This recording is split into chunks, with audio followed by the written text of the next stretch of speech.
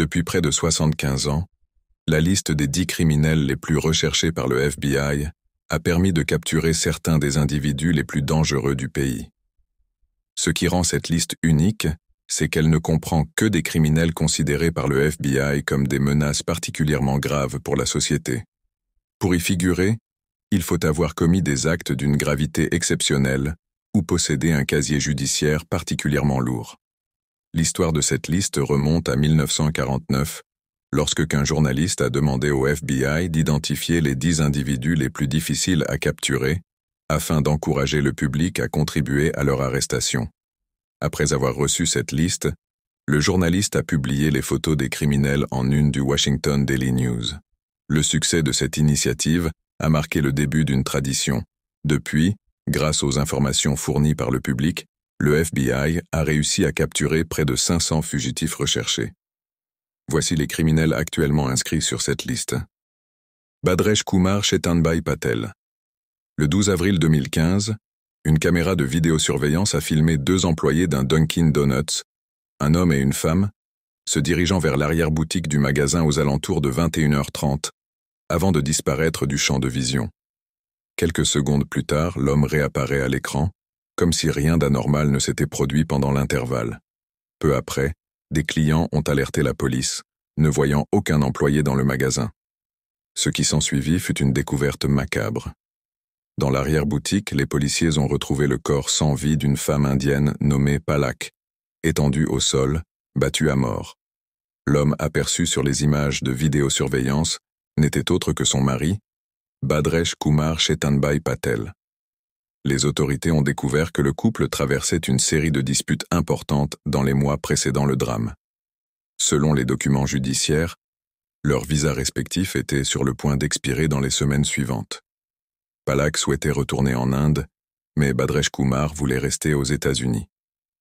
Submergé par la frustration face à cette divergence, il a choisi de résoudre ce conflit de manière tragique et brutale en assassinant sa femme. Après le crime, il a été aperçu pour la dernière fois montant dans un taxi d'un hôtel du New Jersey en direction d'une gare à Newark. Depuis, sa trace s'est perdue et son sort demeure inconnu. Pour s'assurer que justice soit rendue, le FBI a placé Bhadresh Kumar Chetanbhai Patel sur la liste des criminels les plus recherchés. Une récompense de $250 000 est offerte à toute personne fournissant des informations menant à son arrestation. Mais près de 10 ans après ce crime, les chances de le retrouver semblent s'amenuiser. Alejandro Rosales Castillo, le plus jeune suspect figurant sur la liste des criminels les plus recherchés par le FBI, est dans le collimateur des autorités depuis plus de 8 ans. Aujourd'hui âgé de 26 ans, il est recherché pour le meurtre de sa collègue Sandy Lee, survenu en 2016 dans une zone boisée du comté de Cabarrus, en Caroline du Nord.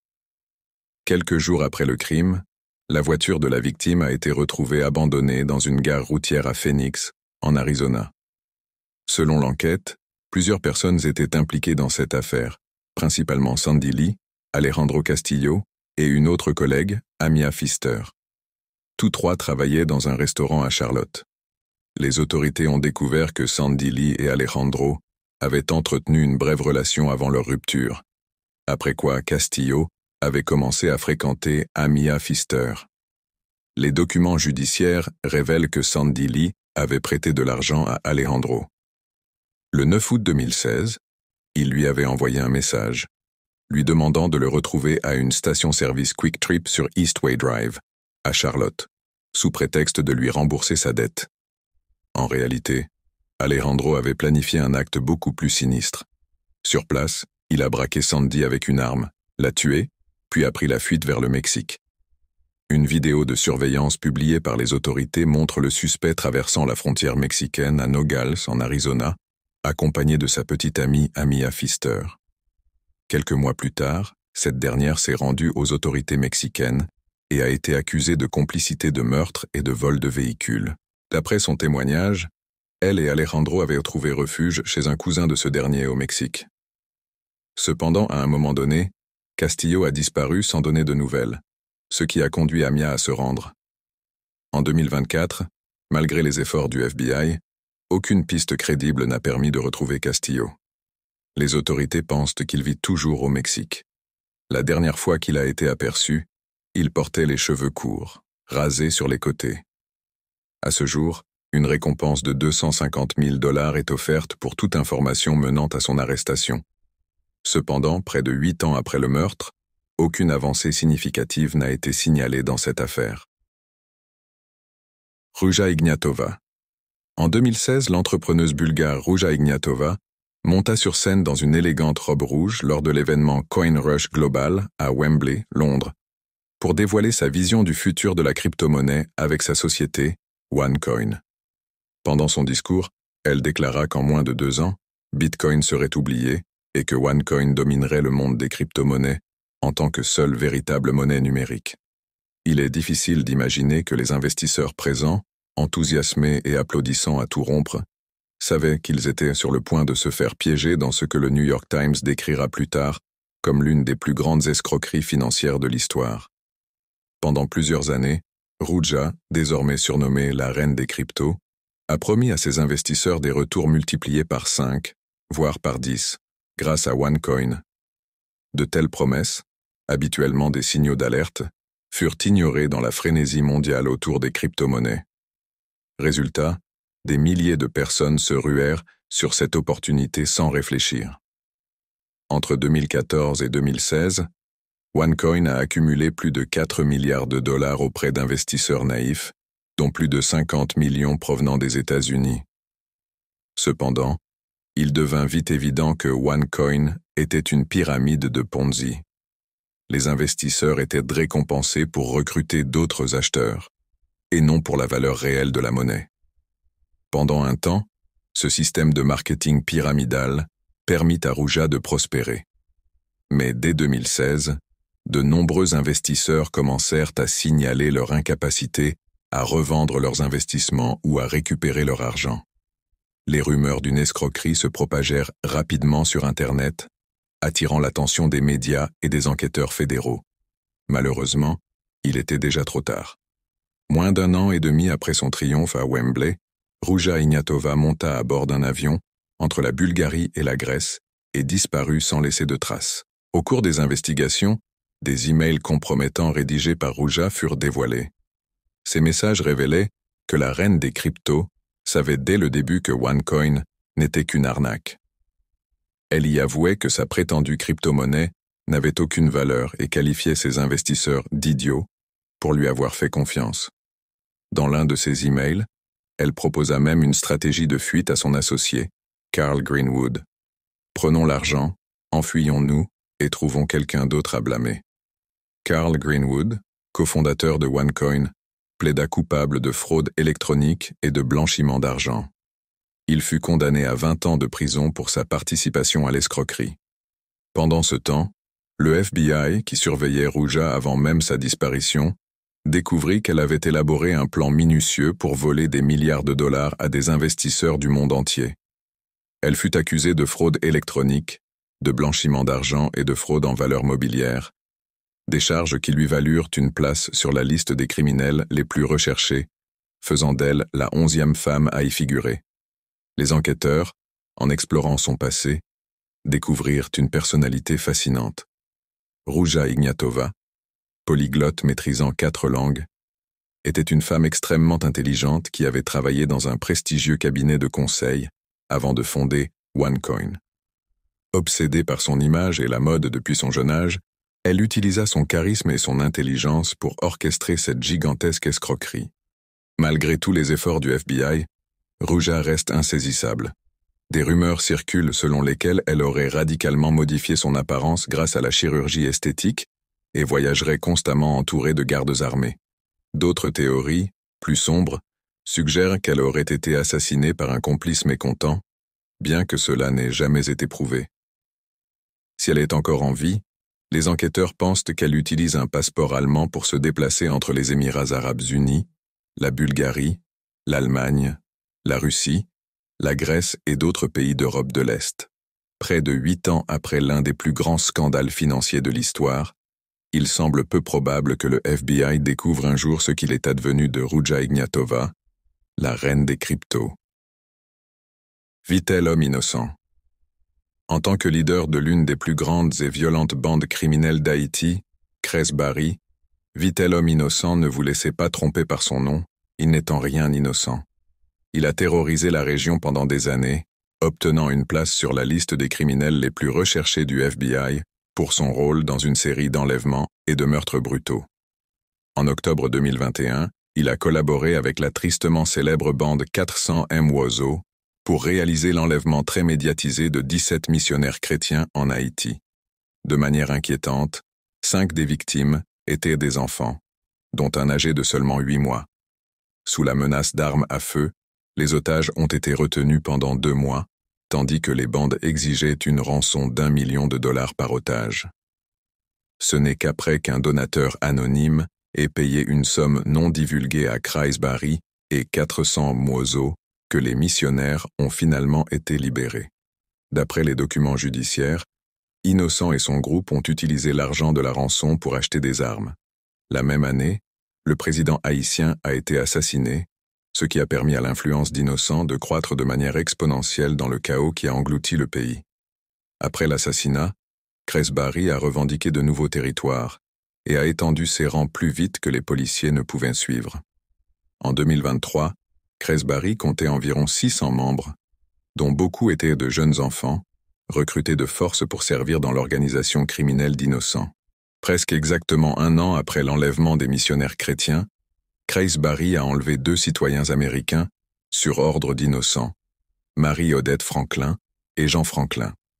Malheureusement, l'une des victimes n'a pas survécu, tandis que l'autre a été retenue contre une rançon de $300 000. D'une manière ou d'une autre, Innocent a réussi à s'en sortir sans être inquiété. En avril 2024, CNN a diffusé une interview dans laquelle Innocent montrait sans honte sa maison de luxe, qui contraste fortement avec la pauvreté extrême qui l'entoure. Entouré de canapés et de chaises à bordure dorée, Innocent expliqua aux journalistes comment il était arrivé au pouvoir. Dans l'interview, il blâmait sans vergogne la corruption d'Haïti sur les politiciens du pays, refusant de prendre la moindre responsabilité pour ses propres actions.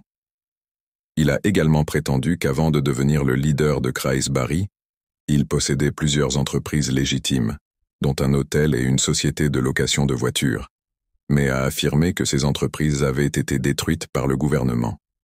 Selon plusieurs analystes criminels, Innocent était autrefois un activiste politique avant de se tourner vers le crime violent pour accroître son influence. Aux États-Unis, Innocent est recherché par le FBI pour une liste incroyablement longue de crimes, y compris l'enlèvement contre rançon, le vol, le meurtre, l'agression, le vol de véhicules et la destruction de biens. Une récompense de $2 millions est offerte pour toute information menant à son arrestation. Mais avec ses connexions puissantes et sa bande armée, il sera très difficile de le traduire en justice. Wilver Villegas Palomino. L'Armée de Libération Nationale, ELN, est un groupe de guérilla d'insurrection marxiste-léniniste en Colombie, souvent appelée la dernière véritable insurrection de la Colombie et l'une des organisations criminelles les plus puissantes d'Amérique latine. Ces dernières années, l'ELN s'est étendu agressivement au Venezuela, ce qui lui a permis de compter désormais plus de 6 000 membres actifs. Fait intéressant, pendant les premières décennies après sa création, le groupe concentrait principalement ses efforts sur des activités telles que les enlèvements, l'extorsion et les attaques contre les infrastructures pétrolières. Cependant, au fil du temps, l'ELN s'est détourné de ses objectifs pour s'impliquer profondément dans le commerce international de stupéfiants, attirant ainsi l'attention du FBI. En 2023, Wilver Villegas Palomino est devenu la 530e personne ajoutée à la liste des personnes les plus recherchées du FBI pour de multiples accusations graves, allant du narcoterrorisme au meurtre, en passant par le trafic de drogue. Souvent surnommé The Hog, Palomino est un haut responsable de l'Armée de Libération Nationale, qui a participé à une conspiration de 20 ans visant à distribuer des stupéfiants de la Colombie aux États-Unis. Un mandat d'arrêt a été émis contre lui dès 2020 pour ses activités. Wilver a également été accusé du meurtre de plusieurs défenseurs des droits de l'homme au Venezuela et dans la région de Catatumbo, en Colombie, entre 2017 et 2019. En raison de son haut rang et de son rôle clé dans l'inondation des rues de Houston et d'autres grandes villes américaines avec des stupéfiants, il est devenu une cible prioritaire des autorités américaines. Le programme de récompense pour les stupéfiants du département d'État des États-Unis offre une récompense pouvant aller jusqu'à 5 millions de dollars pour toute information menant à l'arrestation de Palomino. À ce jour, on ignore complètement où il se trouve. Cependant, étant donné que l'ELN supervise la production de plus de 200 tonnes de drogue qui sont ensuite distribuées dans le monde entier, y compris aux États-Unis, il est logique qu'il ait été placé sur cette liste des fugitifs les plus recherchés. Arnaldo Jiménez. Le 12 mai 2012, Arnaldo Jiménez et sa femme, Estrella, sont sortis célébrer leur mariage dans une Maserati noire de 2006 à 4 portes. Moins de 24 heures après avoir échangé leurs vœux, Arnaldo a poignardé sa femme à mort dans la voiture, l'a traînée dans la baignoire de son appartement à Burbank, Illinois, et a disparu sans laisser de traces. Lorsqu'Estrella ne s'est pas présentée pour récupérer ses enfants à l'école le lendemain, sa famille a appelé la police, qui a retrouvé ses restes toujours dans sa robe de mariée dans la baignoire. Une recherche nationale pour retrouver Arnaldo a immédiatement été lancée. Mais à ce moment-là, le suspect était déjà loin. Lors de l'enquête, il a été révélé que Jiménez avait contacté un ami avant de fuir et lui avait dit « Si quelqu'un me demande où je suis, dis-leur que je suis allé au Mexique. » Depuis lors, les autorités ont reçu de nombreux témoignages, suggérant qu'il pourrait s'être enfui à Durango ou Tamaulipas au Mexique, où il serait caché avec des membres de sa famille. Initialement, une récompense de 100 000 $ a été offerte pour toute information pouvant mener à son arrestation. Mais 4 ans après avoir été inscrit sur la liste des criminels les plus recherchés, le FBI a augmenté la récompense à $250 000. La police de Burbank a déclaré qu'au cours des 12 dernières années, ils avaient reçu des centaines de conseils sur les lieux où se trouvait Arnaldo, mais aucun n'avait mené à une piste significative. Après le crime, les enquêteurs ont tracé son téléphone et ont déterminé qu'il avait voyagé de Chicago au Tennessee, puis en Arkansas, et de là jusqu'à Hidalgo, Texas, très près de la frontière mexicaine. Malheureusement, ils n'ont pas pu déterminer où il s'est rendu après cela. La police a également révélé que la voiture dans laquelle Arnaldo avait commis son crime atroce n'a jamais été retrouvée. Si le suspect est un jour capturé, il passera le reste de sa vie en prison pour meurtre au premier degré et fuite illégale pour éviter la poursuite. Mais étant donné comment les événements se sont déroulés depuis la dernière fois qu'il a été vu, il est peu probable qu'Arnaldo paye un jour pour son crime abominable. Julian Adonai Archaga Carias. Dans les années 80, un gang connu sous le nom de Mara Salvatrucha a été créé pour protéger les immigrants salvadoriens des autres gangs de la région de Los Angeles. Avançons de quelques décennies, et la Mara, ou MS-13 en abrégé, est devenue l'une des organisations criminelles les plus brutales et violentes au monde. De nos jours, la MS-13 a une forte présence au Salvador, au Guatemala, au Honduras, au Mexique, aux États-Unis, au Canada et même en Espagne. Ils se livrent à toutes sortes d'activités criminelles, du trafic de drogue, du trafic humain, de l'extorsion, du meurtre et de l'escroquerie, utilisant souvent une violence extrême pour maintenir leur influence et leur contrôle. Pendant de nombreuses années, un homme nommé Julian Adonai Archaga Carias a dirigé les activités criminelles de la MS-13 au Honduras, fournissant un soutien et des ressources aux gangs en Amérique centrale et aux États-Unis, notamment des armes à feu, de la drogue et des sommes d'argent considérables. Souvent sous son alias Porky, Julian est recherché par le FBI pour avoir transporté des cargaisons de drogue de plusieurs tonnes à travers le Honduras vers les États-Unis et pour le meurtre de plusieurs membres de gangs rivaux. Parmi les accusations criminelles concernant Porky, on trouve le meurtre, la conspiration en vue d'escroquerie, l'importation de drogue et la possession de mitrailleuses. Bien qu'il ne pèse que 160 livres, environ 73 kilos, Julian est considéré comme l'un des hommes les plus puissants du Honduras, car le gang MS-13 a tenu le pays sous son contrôle pendant des années. La partie la plus choquante de l'histoire est qu'à un moment donné, Porky avait déjà été appréhendé par les autorités honduriennes, et avait même été conduit au tribunal pour une audience sur des accusations de meurtre de 2 procureurs honduriens. Mais pendant l'audience, 20 hommes armés vêtus des mêmes tenues que les unités anti-gang sont entrés dans le bâtiment escortant un suspect voilé et ont soudainement ouvert le feu sur les gardes. En quelques secondes, les hommes ont maîtrisé les gardes et escorté Porky en toute sécurité hors du tribunal, tuant 4 policiers au passage. Pour des raisons évidentes, Porky est considéré comme armé et extrêmement dangereux.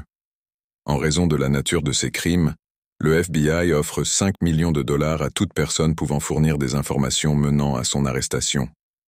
L'une des choses qui rend extrêmement difficile la traque d'un suspect comme Porky est qu'il a pris toutes les mesures possibles pour passer inaperçu.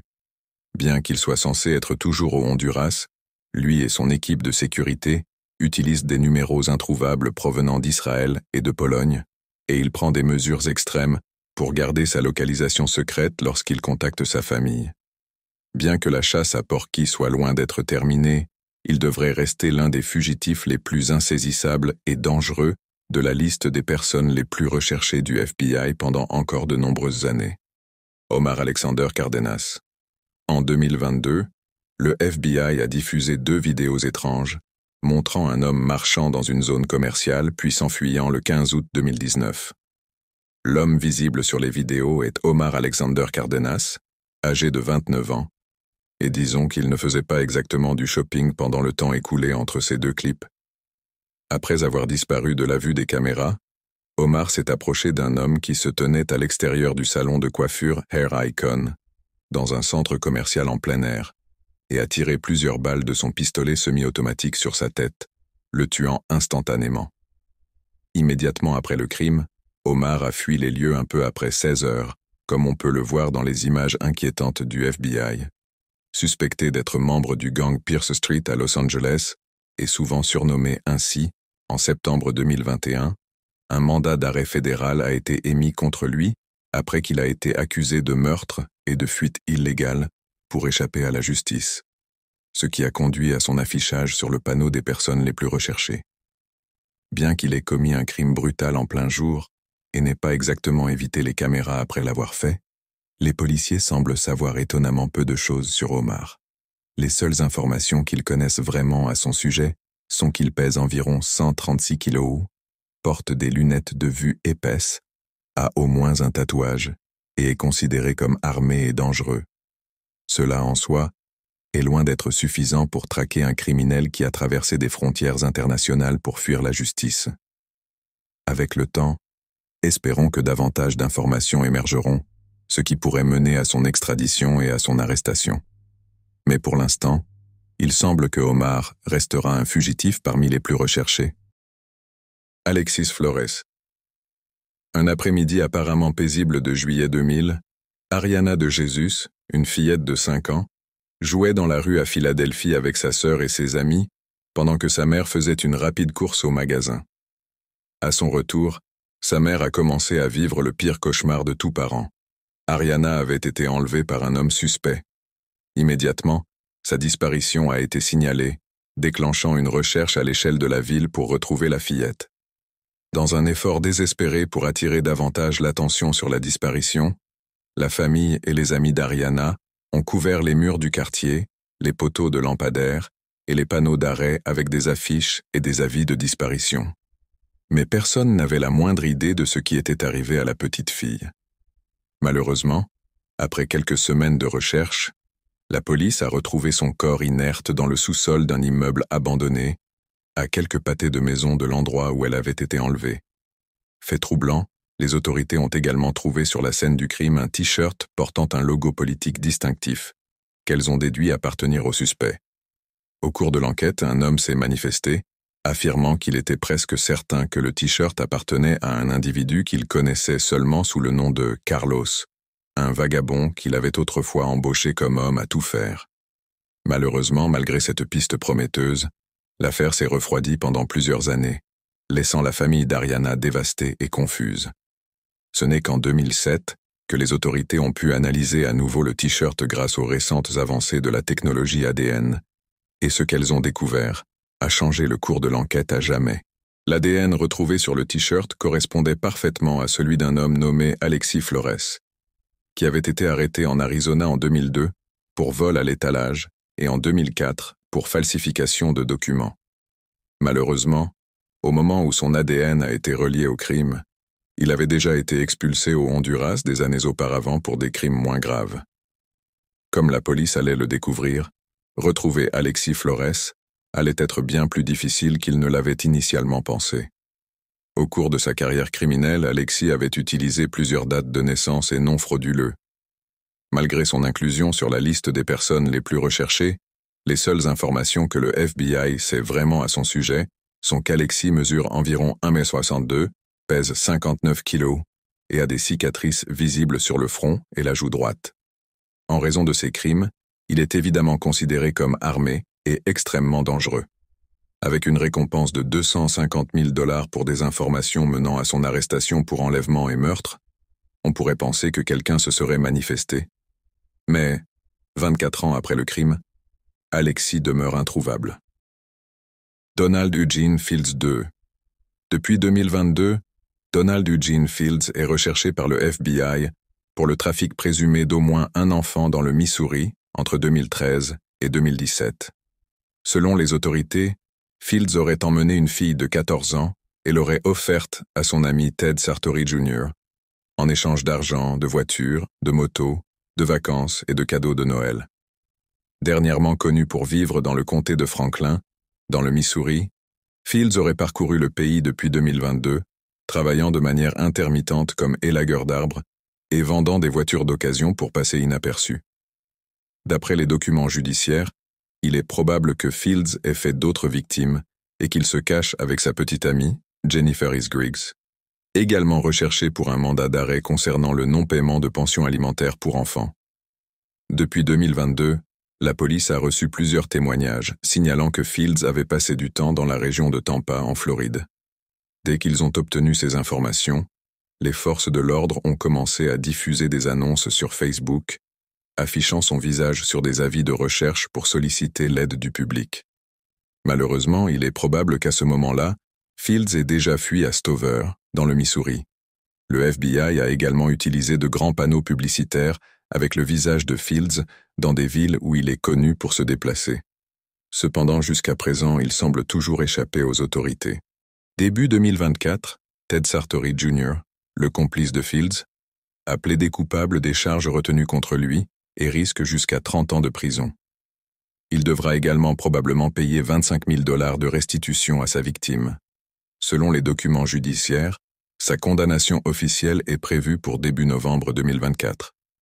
D'après la description fournie par le FBI, Fields a plusieurs cicatrices visibles sur le corps ainsi qu'un tatouage tribal sur l'épaule droite. Avec les nombreux efforts déployés par le FBI pour diffuser son visage au public, les autorités espèrent qu'un jour, quelqu'un le reconnaîtra et le signalera. Pour l'instant, la police a rappelé au public de considérer cet homme comme armé et dangereux.